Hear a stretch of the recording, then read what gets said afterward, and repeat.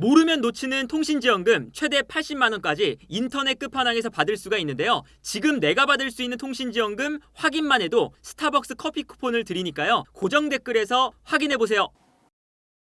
맨유가 뉴캐슬에게 4대1 정말 굴욕적인 패배를 당했는데 이 경기의 특징은 아모린 감독이 어떻게 경기를 풀어나갈지에 대한 아이디어는 경기 중에 보이지만 선수들이 그 아이디어를 구현해내지 못하면서 뉴캐슬과의 경기력 차이 그리고 스코어 차이가 크게 발생했던 경기였어요. 전술적으로 보면 맨유는 뉴캐슬이 아무래도 저돌적으로 압박을 하는 팀이다 보니까 내려서면서 순간적으로 뉴캐슬을 본인들의 진영으로 끌어당기는 형태를 추구하죠. 사실 뉴캐슬뿐만 아니라 아모린 감독이 맨유에 와서 볼을 소유하면서 상대를 끌어낸 이후에 뒷공간을 공략하는 이러한 형태를 추구하잖아요. 그리고 그때 중요한 선수가 가르나초가 왼쪽에 배치되느냐 오른쪽에 배치되느냐 이 포인트예요. 이게 아모린 감독이 가르나초를 상대의 특성에 맞게 오른쪽에 배치할지 왼쪽에 배치할지 늘 이 고민을 많이 하는데 오늘 경기 같은 경우에는 뉴캐슬이 리브라멘토가 조금 더 적극적으로 압박을 하고 오른쪽에 있는 트리피어는 리브라멘토보다는 조금 덜 올라가는 이러한 형태를 뉴캐슬이 늘 쓰거든요.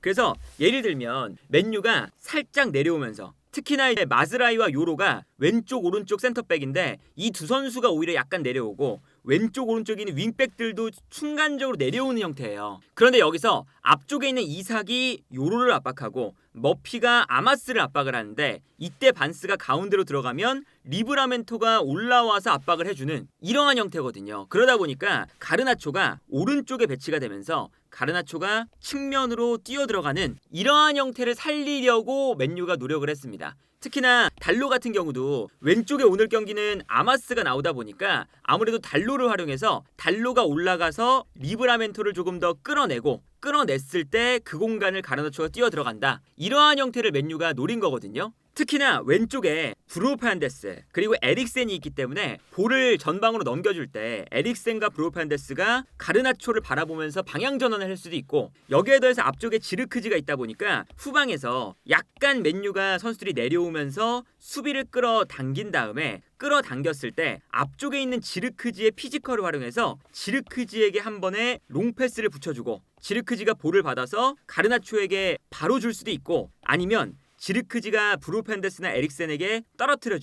떨어뜨려줬을 때 떨어지는 볼을 받아서 가르나초에게 넘겨주는 이러한 형태를 맨유가 추구를 하는 거예요. 그래서 경기를 보면 이런 장면입니다. 이 장면을 보면 맨유가 빌드업을 할 때 순간적으로 리브라멘토가 조금 더 많이 올라가 있는 상태예요. 그리고 오른쪽에 있는 트리피어는 뒤에서 약간 밸런스를 맞춰주는 이러한 형태를 늘 만들거든요. 뉴캐슬이. 그런데 여기서 맨유가 볼을 전개할 때 지르크지가 살짝 내려오면서 볼을 받아주고요. 이 공간으로 패스가 넘어갑니다. 그리고 이때 가르나초가 아무래도 리브라멘토가 올라와 있다 보니까 리브라멘토의 뒷공간으로 뛰어들어가기 시작을 하는 거죠. 그래서 이 다음 장면을 보면 내려오는 지르크지가 볼을 받은 다음에 뛰어나가는 가르나초에게 패스를 보내주고 가르나초는 측면으로 돌아뛰면서 이 공간에서 가르나초가 본인의 스피드를 살려나가는 이런 모습을 볼 수가 있습니다. 다른 장면도 마찬가지인데요. 이 장면도 지르크지가 순간적으로 내려와서 뒤에서 올라오는 볼을 받아준 다음에 여기서 가르나초에게 패스를 보내줘요. 그리고 이때 가르나초가 이 볼을 받아서 볼을 전진시키기 시작하는데 이때 가장 오른쪽에 있는 달로에게 패스를 보내주고요. 달로가 볼을 받을 때 리브라멘토가 끌려나가니까 그 순간 가르나초가 공간으로 뜁니다. 그러면 오른쪽에 있었던 달로가 뛰어나가는 가르나초에게 패스를 보내주면서 가르나초가 또다시 측면 공간으로 달려나가는 이런 형태인 거예요. 이 장면도 기본적으로 맨유가 상대를 끌어당기고 있습니다. 끌어당긴 이후에 전방으로 특히나 달로에게 패스를 한 번에 보내주거든요. 근데 여기서도 보면 반스는 안쪽으로 들어와 있고 이삭 그리고 머피 3명의 쓰리톱이 있습니다. 근데 여기서 반스가 안쪽으로 들어가니까 리브라멘토가 높게 올라와서 달로를 압박하고 있죠. 그러다 보니까 달로가 여기서 볼을 잡을 때 리브라멘토를 순간적으로 한번 돌파를 했어요. 그래서 달로가 여기서 리브라멘토를 돌파를 하니까 리브라멘토가 올라와 있기 때문에 리브라멘토가 올라와 있는 공간으로 가르나초가 달려나가기 시작하는 거죠. 그래서 결과적으로 달로가 가르나초에게 패스를 보내줬을 때 가르나초는 리브라멘토가 올라가 있기 때문에 리브라멘토가 없는 오른쪽 공간을 돌파를 하게 되고요. 여기서 측면으로 볼을 끌고 나가다가 가르나초가 오른쪽에 배치될 때 장점 중에 하나는 오른발을 쓰다 보니까 측면으로 볼을 몰고 올라간 다음에 컷백, 여기서 이제 안쪽으로 들어오는 브루노 페르난데스에게 좋은 찬스가 만들어지는 걸 볼 수가 있었죠. 그래서 결국에 득점이 나올 때도 비슷한 장면이었거든요. 이 장면을 보면 뉴캐슬의 포백이 있는데 포백 중에 오른쪽의 트리피어보다 왼쪽의 리브라멘토가 조금은 더 공격적으로 압박을 하고 있어요. 그리고 자연스럽게 3백이 되면서 댄번이 왼쪽에 서 있죠. 댄번이 기본적으로 풀백도 가능한 선수니까 이렇게 3백을 만들어도 그렇게 큰 문제가 없는데, 이때 가르나초가 리브라멘토가 올라간 공간을 노리는 거거든요. 근데 여기서 리브라멘토가 올라가서 압박을 했는데 여기서 압박을 맨유가 이겨냈어요. 우가르테가 압박을 이겨낸 다음에 가운데로 뛰어들어가는 브루노 페르난데스에게 패스를 보내줍니다. 그리고 브루노 페르난데스가 볼을 잡자마자 측면으로 뛰어들어가는 가르나초가 있고요. 브루노 페르난데스가 가운데로 들어가니까 아무래도 댄번이 안쪽으로 쏠릴 수밖에 없는데 이때 가르나초에게 브루노 페르난데스가 패스를 보내주는 거죠. 그리고 리브라멘토는 올라가 있다 보니까 내려오는 게 약간 늦었어요. 그리고 여기서 가르나초가 볼을 받아서 득점을 기록하는 어려운 코스였는데 가르나초가 잘 넣었긴 했지만, 여기서도 아모린 감독이 준비했던 패턴이 어느 정도는 구현이 되는 장면이었거든요. 그런데 이렇게 맨유가 본인들의 이러한 상대를 끌어당기고 가르나초가 오른쪽으로 뛰어들어가는 이 패턴을 잘 적용시킬 때보다 오히려 뉴캐슬을 끌어당겼을 때 뉴캐슬의 압박을 이겨내지 못하면서 볼을 빼앗기고, 오히려 전방에서 볼을 빼앗기니까 위기를 맞이하게 되는 장면들이 훨씬 더 많았거든요. 예를 들면 맨유 같은 경우에는 아까 말씀드렸던 것처럼 상대를 끌어당기려고 노력을 해요. 그래서 요로, 마즈라위, 달로, 아마스 이렇게 4명의 선수가 최후방으로 쭉 내려갑니다. 그러면 이때 뉴캐슬이 앞쪽에서 일단 강하게 압박을 걸기 시작해요. 특히나 아까 말씀드렸던 것처럼 이삭, 반스, 머피에 더해서 리브라멘토가 올라와서 앞쪽에 있는 4명의 선수를 일단 모두 다 타이트하게 압박을 합니다. 그리고 앞쪽에서는 이제 기마랑이스, 조엘링톤, 토날리 이 3명의 미드필더들이 워낙에 기동력이 좋은 선수들이잖아요. 그래서 앞쪽에서 린델로프, 우가르테, 에릭센을 과감하게 달려들면서 압박을 하게 되죠. 근데 이 압박에서 순간적으로 맨유가 패스를 주고받거나 짧은 패스를 주고받으면서 나갈 만한 후방 빌드업에 대한 조직력이라던가 아니면 개인 역량, 이런 것들이 아무래도 좀 부족하다 보니까 맨유가 선택하는 방법 중에 하나는 결국엔 이렇게 후방에서도 트리피어, 파비안시어, 댄번에게 1대1로 이제 압박을 당하고 있거든요. 그럼 이렇게 압박을 당할 때 지르크지를 통해서 후방에서 한 번에 뻥 차주는 거죠. 그러면 이제 어떤 현상이 발생을 하냐면 상대를 이렇게 내려앉으면서 최대한 끌어당겼다가 끌어당긴 이후에 앞쪽에 수비 라인과 공격 라인에 뉴캐슬의 거리가 좀 벌어지잖아요. 그럼 벌어질 때 지르크지에게 한 번에 패스를 보내주고 지르크지가 볼을 받는 순간 파비안시어와 경합을 해서 떨어뜨려주는 볼, 이 볼을 뒤에 있었던 선수들이 올라오면서 가져가는 이러한 형태를 맨유가 추구를 한 거거든요. 근데 이렇게 달려드는 형태를 기본적으로 뉴캐슬의 선수들이 워낙에 기동력이 좋다 보니까 볼이 떨어져도 에릭센, 우가르테 그리고 왼쪽에 있는 브루노 페르난데스 이런 선수들이 달려가는 것보다 조엘링톤, 토날리, 트리피어가 먼저 달려들어서 볼을 가져오는 횟수가 훨씬 더 많았다는 거죠. 그래서 이러한 경기 운영이 드러나는 이제 지표가 있는데 어떤 거냐면 오늘 볼 점유율이 뉴캐슬이 48%, 맨유가 52%예요. 점유율 자체는 그렇게 차이가 나지 않고 오히려 맨유가 52%로 근소하게나마 우위에 있습니다. 그런데 패스가 이루어진 위치를 보면 양팀 합쳐서 맨유 진영에서 40%가 이루어졌고요. 뉴캐슬 진영에서는 17%가 이루어졌습니다. 그러니까 이러한 형태는 기본적으로 맨유가 약간은 상대를 끌어당기기 위해서 본인들의 진영으로 내려앉은 거고, 뉴캐슬은 맨유의 볼을 빼앗기 위해서 달려나갔다는 거죠. 그래서 맨유 진영에서 뉴캐슬 볼을 잡든 맨유가 볼을 잡든 점유율에 별 차이는 없지만 맨유 진영에서 대부분의 플레이가 이루어졌다. 그러다 보니까 오늘 선수들의 평균 위치를 보면 뉴캐슬 같은 경우에는 최후방에 있는 파비안시어부터 시작해서 높은 라인을 형성하고 있는 걸 볼 수가 있습니다. 댄번과 파비안시어 이 두 중앙 수비수가 하프라인을 밟고 있는 걸 볼 수가 있죠. 반대로 맨유는 최후방 라인 린델로프, 요로, 마즈라위 3명의 선수가 굉장히 내려가 있는 걸 볼 수가 있어요. 그런데 보통 이렇게 한 팀이 라인이 높고 한 팀이 라인이 낮으면 반코트 게임처럼 되니까 볼 점유율이 라인이 높은 팀이 거의 많이 가져가는 이러한 현상이 발생을 하잖아요. 그런데 오늘 경기의 볼 점유율을 보면 오히려 맨유가 볼 점유율을 많이 가져갔고, 그런데도 불구하고 맨유의 수비 라인이 낮다 라는 것은 맨유가 뒤에서 상대를 끌어당기기 위해 볼을 좀 돌리고 있었다라는 뜻이 되는 거죠. 그래서 예를 들면 이런 장면이 나옵니다. 이 장면을 보면 맨유가 수비 라인에서 볼을 가지고 있다가 뒤로 백패스를 하고 있어요. 그러면서 순간적으로 앞쪽에서 많은 뉴캐슬의 선수들이 달려 나오고 있는 장면이거든요. 그러니까 맨유가 앞쪽으로 뉴캐슬의 선수를 끌어당기고 있는 거죠. 근데 여기서 끌어당겼다가 뉴캐슬의 선수들이 달려 나오면 이때 순간적으로 최후방에서 한 번의 롱패스를 뿌려줍니다. 그리고 여기서 맨유가 골키퍼가 볼을 받을 때 뉴캐슬의 선수들이 계속 달려들다 보니까 달려드는 것을 이용해서 앞으로 패스를 보내주거든요. 여기서는 바인드르 골키퍼가 왼쪽에 있는 요로에게 패스를 보내주고, 요로가 볼을 잡자마자 이쪽으로 사실은 뉴캐슬의 선수들이 달려들면서 전방 압박을 강하게 거니까 한 번에 앞쪽으로 넘겨주는 거죠. 그러면 내려오고 있는 지르크지가 있고요. 지르크지가 여기서 볼을 받아줍니다. 그 다음에 뉴캐슬의 선수들이 달려나가 있다 보니까 뉴캐슬의 선수들이 달려나갈 때 이 앞 공간으로 볼을 떨어뜨려주면 맨유의 선수들이 내려갔다가 순간적으로 이 공간으로 달려나오면서 볼을 가져가는 거거든요. 그런데 뉴캐슬의 선수들이 기동력이 워낙에 좋다 보니까 맨유 선수들이 달려드는 것보다 세컨볼을 향해서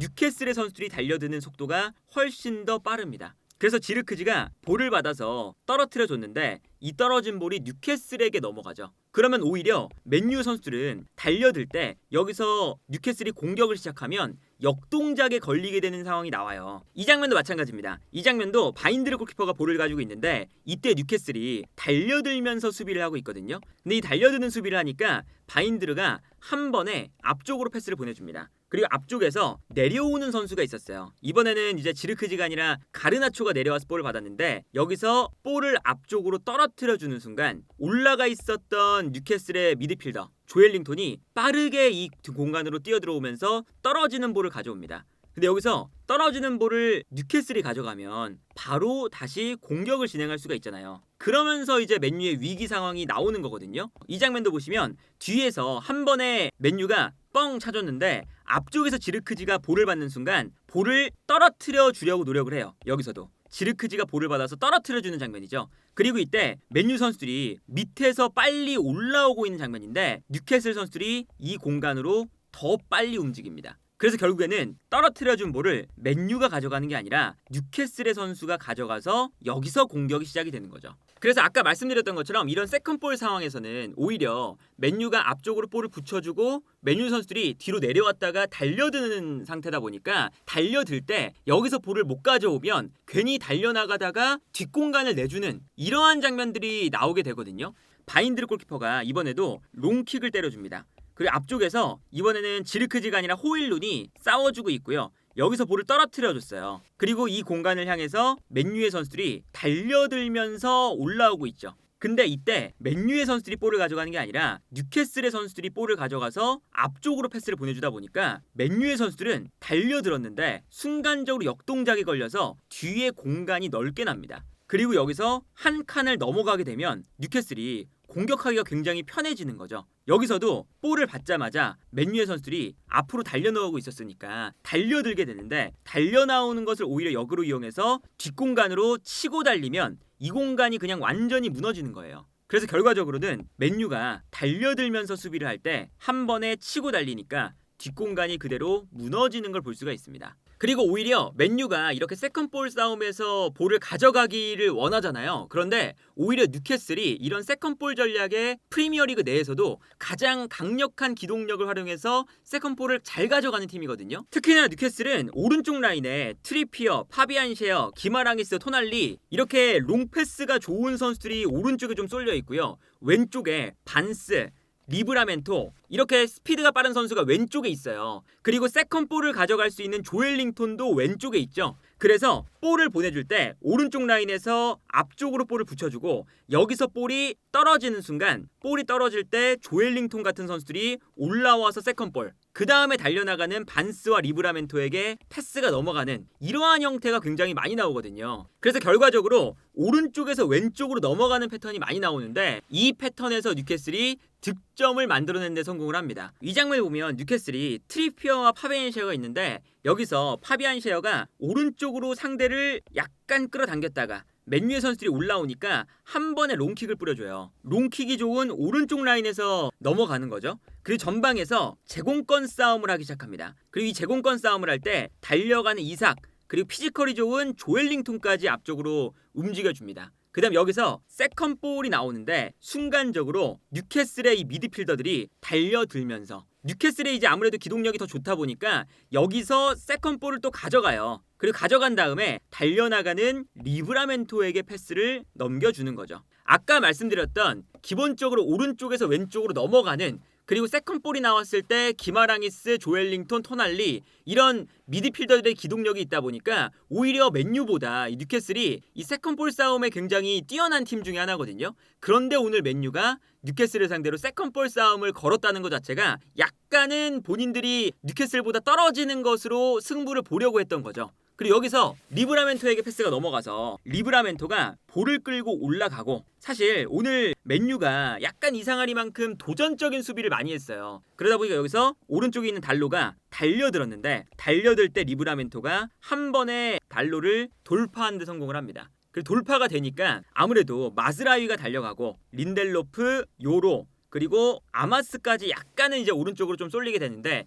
이때 리브라멘토가 돌파한 이후에 반대편에 있는 머피에게 환상적인 이제 크로스가 들어가고요. 뛰어 들어가는 머피가 이 크로스를 받아줍니다. 그리고 이제 여기서 머피가 볼을 살려낼 때 아마스가 약간은 좀 무리하게 태클을 했어요. 그러다 보니까 편안하게 요 라인 사이가 열렸고 이 사이로 머피가 컷백 그리고 다시금 달려드는 반스에게 득점이 나오죠. 이 득점이 나올 때도 약간 아쉬웠던 선수는 요로인데 요로가 크로스가 넘어올 때 최초에는 이삭을 보고 있었어요. 그리고 여기서 리브라멘토가 크로스를 올릴 때는 린델로프, 마즈라위, 요로 이렇게 3백이 있었죠. 그리고 머피가 오른쪽에서 달려갔는데 여기서 볼을 받을 때 요로가 반대편을 바라보다가 반대편으로 넘어가는 볼을 다시금 바라보거든요. 근데 여기서 크로스가 올라오는 것에 대한 대비를 좀 못했어요. 그러다 보니까 자리를 좀 못 잡았고 이 공간으로 반스가 들어가면서 편안하게 득점을 기록하는 모습이 나왔습니다. 그래서 오히려 이 세컨볼 전략에 대한 부분도 맨유보다도 뉴캐슬이 훨씬 더 앞서 있었던 장면이 나왔었고 그리고 오늘 맨유가 이렇게 약간 달려드는 수비 자체가 그렇게 좋지 못했어요. 예를 들면 이 장면도 우가르테가 달려드니까 순간적으로 여기서 조엘링턴이 볼을 받을 때 우가르테가 달려드는 걸 활용해서 탈압박을 해요. 그래서 조엘링턴이 여기서 탈압박이 되는데 아무래도 이 공간을 누군가는 커버를 해야 되니까 오른쪽에 있었던 달로가 가운데로 들어옵니다. 그리고 가운데로 달로가 들어오는 순간 측면에 약간의 여유가 생기죠. 그래서 측면 공간으로 이제 패스가 넘어가는데 아무래도 달로가 가운데로 들어와 있기 때문에 측면에 있는 반스 그리고 올라가는 리브라멘토가 있어요. 2대1 상황이 되죠. 그래서 결국에는 마즈라위가 달로가 가운데로 들어가 있는 상태에서 2명을 상대를 했어야 됐고 여기서 반스가 끌고 들어가다가 뒤로 돌아뛰는 리브라멘토에게 패스를 줍니다. 그리고 이제 여기서 마즈라위가 2대1 상황이기 때문에 여기서 리브라멘토를 놓쳤고 리브라멘토의 크로스 이 크로스가 또 날카롭게 들어오니까 바인드르 골키퍼가 쳐냈는데 쳐낸 볼이 이삭에게 갔죠. 여기서도 아주 결정적인 위기 상황이 나오는 장면이었거든요. 이 장면도 마찬가지입니다. 오른쪽에서 머피에게 패스가 넘어가는 장면인데 이때도 아마스가 달려들어요. 달려드니까 편안하게 가운데 있는 선수에게 패스를 보내주고 뒷공간으로 뛰어들어가기 시작합니다. 근데 여기서도 머피가 일단은 볼을 잡을 때 내려오면서 한 명을 끌어냈어요. 그 다음에 패스 그리고 기마랑이스가 요 안쪽에서 볼을 잡는데 이때 요로가 또 달려 나옵니다. 근데 여기서도 확실하게 달려들지 못하니까 뒷공간으로 머피가 뛰어들어갈 때 2대1 패스를 주고받는데 그냥 바라만 볼 수밖에 없어요. 달려들었는데 뺏는 것도 아니고 뺏지 못하니까 당연히 뒷공간이 나게 되는 거죠. 그래서 편안하게 뒷공간으로 뛰어들어가는 머피에게 기마랑이스가 2대1 패스를 주고받고요. 한 번에 맨유의 뒷공간이 무너지는 걸 볼 수가 있죠. 그러니까 이런 것처럼 오늘 경기는 맨유가 이렇게 세컨볼 싸움에서 이기기 위해서 그리고 볼 경합에서 이기기 위해서 달려드는 형태의 이런 압박을 취했고 전방으로 볼을 보내준 다음에 떨어지는 세컨볼에 대한 달려드는 동작 이런 동작을 취했는데 오히려 그런 움직임들이 맨유보다 뉴캐슬이 더 잘하는 분야다 보니까 아무래도 뉴캐슬과 맨유의 이 경기력적인 차이가 크게 발생을 하는 거죠. 그리고 여기에 더해서 맨유가 이제 아까 말씀드린 것처럼 후방에서 좀 볼을 소유하려는 움직임을 보여주는데 볼 소유가 그렇게 뉴캐슬의 압박을 이겨낼 만큼 치밀하지도 못하고 개인적인 역량도 좀 떨어져요. 그러다 보니까 실점을 하는 모든 장면에서 후방에서의 볼을 뺏긴다는 게 문제였습니다. 이 장면을 보면 이번에도 지르크지가 내려와서 볼을 받았어요. 그리고 안쪽에서 뉴캐슬이 달려들면서 이제 강하게 압박을 걸고 있는 장면이었습니다. 하지만 맨유가 뉴캐슬을 더 끌어당기기 위해서 지르크지가 앞으로 볼을 걷어내는 게 아니라 뒤쪽으로 오히려 패스를 보내줘요. 그 뒤에 있는 마즈라이가 또 볼을 잡게 되죠. 근데 마즈라이가 볼을 잡을 때 아무래도 뉴캐슬의 선수들은 더 앞으로 끌려나가기 시작합니다. 그리고 이렇게 끌려나갔을 때 오히려 마즈라이는 앞쪽에 있는 선수에게 또 패스를 보내줘요. 그러면 앞쪽에 있는 선수가 볼을 받아서 우가르테에게 넘겨줍니다. 그리고 여기서도 이제 볼 수 있는 것처럼 맨유가 수비 라인을 보면 오른쪽에 달로, 왼쪽에 아마스가 있고요. 수비 라인에 요로와 마즈라위 그리고 린델로프가 한 칸 올라와서 미드필더 라인을 우가르테, 린델로프, 에릭센, 가르나초, 브로판데스 미드필더 라인을 많이 만들어놨어요. 그러니까 볼을 전개할 때 상대를 끌어당겼다가 중원을 거쳐서 나간다. 이런 전략을 세운 거거든요. 근데 여기서도 우가르테가 볼을 잡았을 때 기본적으로 상대가 달려들면서 여기서 압박을 이겨낼 수 있을 만한 그런 힘이 맨유가 있어야 됐죠. 근데 여기서 압박을 못 이겨내다 보니까 이제 어떤 일이 발생을 하냐. 우가르테가 여기서 앞을 바라보고 패스를 주면 좋았겠지만 볼을 앞으로 전개를 좀 잘 못하는 선수예요. 그러다 보니까 줄 곳을 못 찾고 다시 린델로프한테 줍니다. 근데 여기서 패스가 앞으로 나가지 않고 오히려 옆으로 나가다 보니까 뉴캐슬의 선수들이 압박하기 좋은 타이밍이 만들어져요. 볼이 앞으로 안 나가니까. 그리고 뉴캐슬의 선수들은 앞쪽에 몰려 있었죠. 그러다 보니까 순간적으로 우가르테가 린델로프에게 패스를 보내주는 순간 강한 압박이 들어옵니다. 그리고 강한 압박이 들어오면서 한 명 한 명 모두 지금 맨유의 선수들이 붙잡혀 있는 상태죠. 근데 여기서도 린델로프가 앞쪽으로 볼을 걷어내거나 여기서 볼을 지켜내면서 탈압박하는 게 좀 안 되니까 약간 좀 무책임하게 앞쪽에 있는 에릭센에게 그냥 패스를 보내줍니다. 근데 에릭센은 이미 압박을 당하고 있는 상태였죠. 다른 각도로 보면 여기서 우가르테가 린델로프가 압박을 당하니까 또 에릭센. 근데 이미 에릭센은 압박을 받고 있는 상태다 보니 에릭센에게 볼이 가는 순간 뉴캐슬의 선수가 달려들면서 볼을 빼앗았습니다. 근데 이 빼앗은 볼이 약간 튀면서 우가르테 쪽으로 넘어갔고 우가르테가 볼을 잡을 때 여기선 이제 더 이상 여유가 없으니까 그냥 전방으로 아무런 목적 없는 볼을 보내주는 거예요. 그리고 여기서 뉴캐슬이 볼을 가져오게 됐죠. 여기서 볼을 뺏기게 되면 맨유가 뉴캐슬의 선수들을 앞쪽으로 좀 끌어당겼기 때문에 앞쪽에 뉴캐슬 선수들이 굉장히 많아요. 특히나 미드필더 라인에 토날리, 조엘링톤, 기마랑이스 이 세 명의 선수가 이제 아까 보여드렸던 것처럼 기본적으로 맨유의 미드필더진이 내려와서 상대를 끌어당기려는 움직임을 가져가다 보니까 앞쪽으로 뉴캐슬의 미드필더들이 올라와 있는 상황이었습니다. 그러다 보니 볼이 끊기자마자 이 올라와 있는 선수들이 바로 공격으로 가담을 할 수가 있게 되는데 여기서 좋은 공격 패턴이 나오는 거죠. 가운데에 이삭이 있었고 토날리가 공격에 가담을 하고 있었고요. 이때 기마랑이스가 측면으로 달려나가면서 본인에게 붙어있는 선수를 끌고 움직여줍니다. 그래서 이 다음 장면을 보면 기마랑이스가 한 명을 끌고 올라가 버리니까 볼을 가지고 있었던 뉴캐슬의 선수 트리피어가 앞쪽에 있는 이삭에게 패스를 줄 수 있을 만한 루트가 만들어져요. 그리고 여기서도 약간 이제 맨유의 수비가 참 아쉬운 점이 많은데 이삭이 내려와서 볼을 봤는데 린델로프는 달려나가고 있어요. 어쨌든 이 이삭의 움직임에도 한번 속았죠. 그러다 보니까 일단은 기마랑이스가 수비를 끌고 나가면서 요 라인 사이를 만들어줬고 이때 트리피어가 내려오는 이삭에게 패스 그리고 여기서 이삭이 볼을 잡자마자 기본적으로 위쪽에 토날리가 올라가 있으니까 토날리가 돌아뛰기 시작합니다. 그리고 여기서 이삭이 요 공간으로 패스 그러면서 이삭이 볼을 받아서 달려나가는 토날리에게 패스를 보내주고요.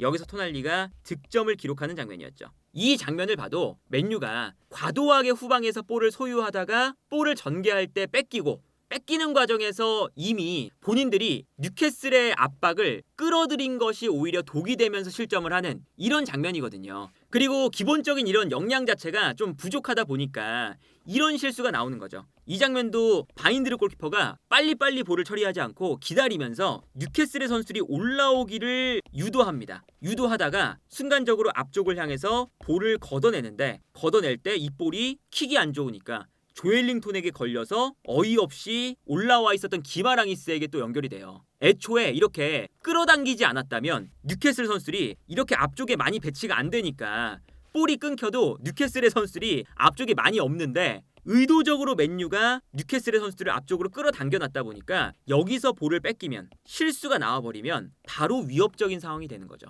그래서 이 볼을 기마랑이스가 잡아서 득점. 그리고 이 장면 같은 경우도 사실 마찬가지인 게, 이 장면도 마즈라위가 빨리 볼을 처리하지 않고 내려가면서 맨유가 뉴캐슬의 선수를 끌어당기는 장면이었어요. 근데 이렇게 끌어당기는 장면이었는데 여기서 마즈라위가 볼을 가지고 있다가 미끄러지니까 문제가 생기는 게 뭐냐면, 뉴캐슬의 선수는 달려나가고 있죠. 달려나가고 있다 보니까 달려들 때 이 볼을 뺏으면 순간적으로 가속도를 붙여서 그대로 달려나갈 수가 있어요. 그래서 반스가 끊어내자마자 앞쪽으로 달려나가잖아요. 근데 이미 가속도가 붙은 상황, 달려들면서 압박을 하니까 가속도가 붙은 상황에서 달려나가기 시작하고, 이때 이제 요로가 또 판단을 잘못한 게, 오른쪽에 머피가 뛰어나가다 보니까 요로가 이것을 생각하면서 약간 머피 쪽을 신경 쓰고 있었어요. 그런데 심지어 린델로프 같은 경우는 뒤쪽에 또 이삭이 달려나가다 보니까 이삭을 신경 쓰면서, 린델로프는 또 스피드가 그렇게 빠르지 않다 보니까 반스를 또 못 따라갔죠. 그런데 요 라인 사이로 반스가 뛰어나갈 때 요로가 머피를 신경 쓰고 있다 보니까 순간적으로 달려드는 게 늦었습니다.